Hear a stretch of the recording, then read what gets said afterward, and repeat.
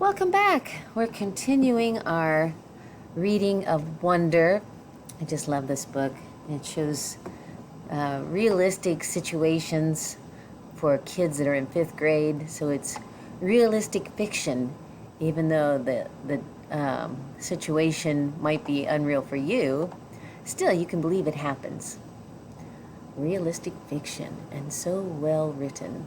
We are now going to the part of the story after lunch. 1 to 10. Mom always had this habit of asking me how something felt on a scale of 1 to 10.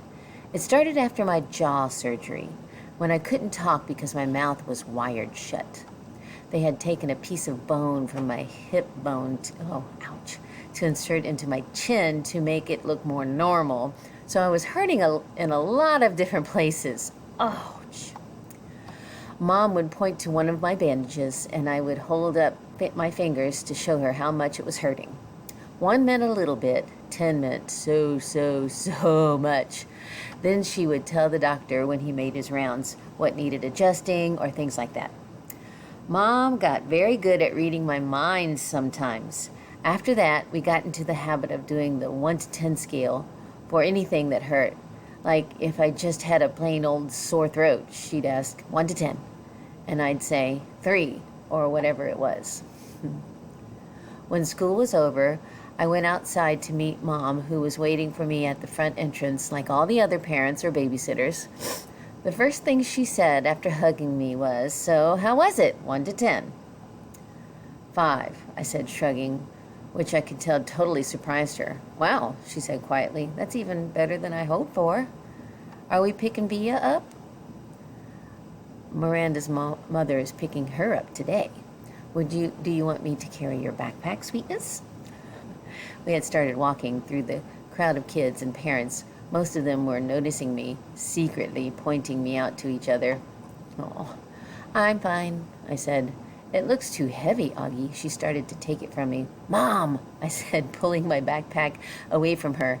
I walked in front of her through the crowd. "See you tomorrow, August." It was Summer. She was walking in the opposite direction.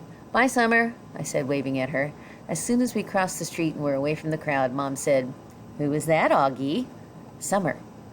"Is she in your class?" "I have lots of classes." "Is she in any of your classes?" Mom said, "Nope." Mom waited for me to say anything else, but I just didn't feel like talking. "So it went okay," said Mom.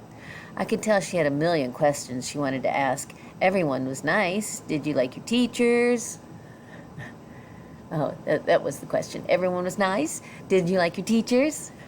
I said it like a statement. I didn't notice the question mark there. "Yeah. How about those kids you met last week? Were they nice?" Oh, see, this spacing drives me crazy. The question mark should go right after week. It's spacing. Fine. Jack hung out with me a lot." "That's so great, sweetie. What about that boy, Julian?" I thought about that Darth Sidious comment. By now it felt like that had happened 100 years ago. It was okay, I guess. "And the blonde girl, what was her name?" "Charlotte." "Mom, I said everyone was nice already." "Okay," Mom answered. Moms. I honestly don't know why I was kind of mad at Mom, but I was. We crossed Amesfort Avenue, and she didn't say anything else until we turned onto our block. "So," Mom said, "how did you meet Summer if she wasn't in any of your classes?" "We sat together at lunch," I said. I had started kicking a rock between my feet like it was a soccer ball, chasing it back and forth across the sidewalk. "She seems nice." "Yeah, she is." "She's very pretty," Mom said. "Yeah, I know," I answered. "We're kind of like Beauty and the Beast." Aw. I didn't wait to see Mom's reaction. I just started running down the sidewalk after the rock, which I had kicked as hard as I could in front of me. Padawan. That night, I cut off the little braid on the back of my head. Dad noticed first. "Oh, good," he said. "I never liked that thing." Via couldn't believe I'd cut it off. "That took you years to grow," she said, almost like she was angry. "Why'd you cut it off?" "I don't know," I answered. "Did someone make fun of it?" "No." "Did you tell Christopher you were cutting it off?" "We're not even friends anymore." "That's not true," she said. "I can't believe you would just cut it off like that," she added snottily, and then practically slammed my bedroom door shut as she left the room. I was snuggling with Daisy on my bed when Dad came in to tuck me in later. He scooched Daisy over gently and lay down next to me on the blanket. "So, Augie Doggie," he said, "it was really an okay day?" He got that from an old cartoon about a dachshund named Augie Doggie, by the way. He had bought it for me on eBay when I was about 4 and watched it a lot for a while, especially in the hospital. He would call me Augie Doggie, and I would call him dear old dad, like the puppy called the dachshund dad on the show. I remember that show. That was very cute. "Yeah, it was totally okay," I said, nodding. "You've been so quiet all night long. I guess I'm tired. It was a long day, huh?" I nodded. "But it really was okay?" I nodded again. He didn't say anything, so after a few seconds I said, "It was better than okay, actually." "That's great to hear, Augie," he said quietly, kissing my forehead. "So it looks like it was a good call Mom made, you're going to school." "Yeah, but I could stop going if I wanted to, right?" "That was the deal, yes," he answered. "Though I guess it would depend on why you wanted to stop going too, you know. You'd have to let us know. You'd have to talk to us and tell us how you're feeling and if anything bad was happening, okay? You promise you'd tell us?" "Yeah." "So can I ask you something? Are you mad at Mom or something?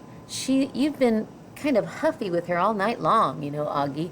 I'm as much to blame for sending you to school as she is." "No, she's more to blame. It was her idea." Mom knocked on the door just then and peeked her head inside my room. "Just wanted to say goodnight," she said. She looked kind of shy for a second. "Hi, Mama," Dad said, picking my hand and waving it at her.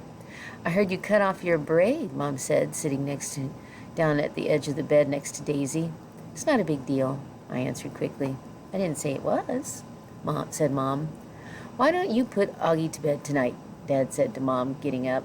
"I've got some work to do anyway." Let's stop there, where the dad is trying to get Mom and Augie to reconcile. So we'll take it up there next time.